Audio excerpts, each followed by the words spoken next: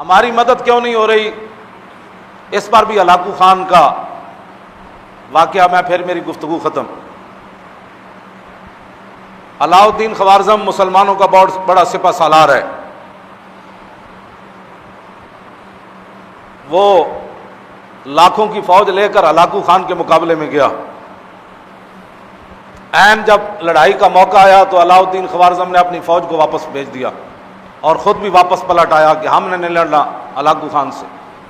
لوگوں نے کہا کہ یہ آپ نے کیا کیا ہے، وہ بغداد کی اینٹ سے اینٹ بجانے آیا ہوا ہے اور آپ فوج لے کر واپس آ گئے، کیوں نہیں لڑنا چاہتے؟ توجہ کرنا، ہماری مدد کیوں نہیں ہو رہی؟ علاء الدین خوارزم کہنے لگا کہ میں ہلاکو خان کی فوج کا مقابلہ نہیں کر سکتا۔ اس نے کہا کیوں؟ اس نے کہا جو میں نے سنا نا اور جو میں نے دیکھا تم نے نہیں دیکھا۔ انہوں نے کہا تو نے کیا دیکھا؟ اس نے کہا کہ ہلاکو خان کی فوج کے سروں کے اوپر اولیاء کی روحیں اور فرشتے سایہ کر کر یہ لفظ کہہ رہے ہیں ہلاکو خان کی فوج کو کہ ایھا الکفرۃ اقتلوا الفجر، اور بدکار کافرو ان بدبخت مسلمانوں کو خوب مارو۔ نے کہا جب اللہ کی مدد ہی ہمارے ساتھ نہیں ہے، فرشتے بھی اللہ کے یہی کہہ رہے ہیں ان بدبختوں کو مارو۔ یہ کلمہ حضور کا پڑھتے ہیں، آئیڈیل غیروں کو سمجھتے ہیں، یہ کلمہ پڑھ کر بھی ان کو یقین نہیں ہے کہ ہم نے کیا کرنا ہے۔ انہوں نے پاکستان حاصل کرنے کے بعد 69 سال گزار دیے حضور کے دین سے خوف زدہ کرتے کرتے۔ آج بھی حضور کے دین کو انہوں نے ہوا بنایا ہوا ہے، اسلام آ جائے گا تو ایسے ہو جائے گا، اسلام آ جائے گا، لوگوں کو ایسے ڈراتے ہیں جیسے ڈاکوؤں سے ڈراتے ہیں۔ اسلام کو انہوں نے ہوا بنا دیا۔ انہوں نے کہا کہ ایھا الکفرۃ اقتلوا الفجر، اور کافروں ان بدبخت مسلمانوں کو خوب مارو۔ اس نے کہا جب اللہ کی تائید ہی ہمارے ساتھ نہیں ہے۔ جب خالد بن ولید پھنس گئے تھے نا شام کے محاذ پر، اور پوری فوج نے، ہزاروں کی فوج نے، ان کے 10 بڑے بڑے سپہ سالاروں نے خالد بن ولید کو گھیر لیا تھا، اور صحابہ کو پتہ نہیں تھا کہ خالد کدھر گئے۔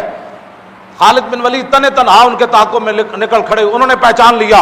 ان کا سپہ سالار کہنے لگے اور یہی وہ بندہ ہے جس نے پورے دنیا کے اندر اپنی طاقت کی دھاک بٹھائی ہے، آج اس کو مارو تو ہر چیز واپس لے لو گے تم، اس سپہ سالار کو مارو۔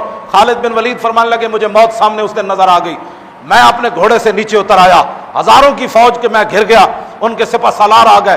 آپ فرماتے ہیں کہ ہاتھیوں کی طرح ان کے سپہ سالار تھے جنہوں نے مجھے گھیرا۔ جب خالد بن ولید، اس صحابہ کو پتہ ہی نہیں ہے خالد بن ولید کدھر گئے، تنے تنہا ان کے پیچھے بھاگ کھڑے ہوئے۔ جب یہ صورتحال بن گئی تو تھوڑی دیر کے بعد انہوں نے کہا کہ خالد آج نہیں بچ سکتا۔ تھوڑی دیر کے بعد پیچھے سے جناب آواز آ گئی، خالد بن ولید کے پیچھے حضرت کاکا آ رہے ہیں، حضرت مثنیٰ آ رہے ہیں، حضرت شرحبیل آ رہے ہیں، بڑے بڑے جرنیل صحابہ پیچھے سے گھوڑے دوڑاتے ہوئے آ گئے۔ کافروں کے اندر تھر تھلی مچ گئی۔ انہوں نے کہا کہ یہ کیا بنا ہے؟ آتے ہوئے انہوں نے ساری فوج کو بھگا دیا۔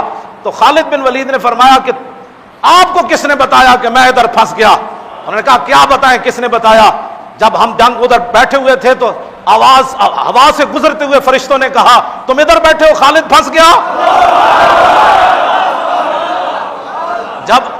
جب اللہ کی تائید ہو تو پھر ہوا میں فرشتے بھی جرنیلوں کو آ کر کہہ دیتے ہیں کہ تم یہاں بیٹھے ہو، خالد ادھر لڑ رہا ہے۔